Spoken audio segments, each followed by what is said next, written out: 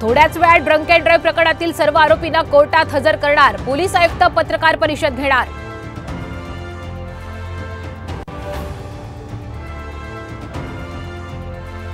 डोंबिवलीत एमआयडीसीच्या भीषण स्फोटात आज आणखी 3 मृतदेह सापडले. मृत्यूचा आकडा 8 वर. कंपनी मालकांना अटक होण्याची शक्यता.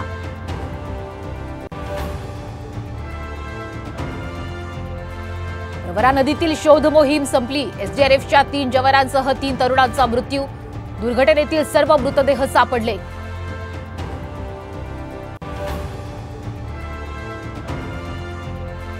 नागपुरात शेकाप नेते राहुल देशमुखांना अटक. आक्षेपार्ह पोस्ट प्रकरणी पोलिसांची कारवाई. अटकेनंतर देशमुखांचे कार्यकर्ते रस्त्यावर.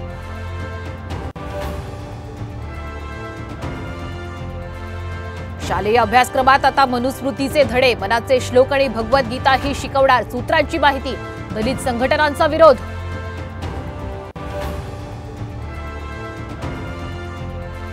बंगालच्या उपसागरात उद्या चक्रीवादळाची शक्यता. मुंबईसह महाराष्ट्रात पावसाचा अंदाज.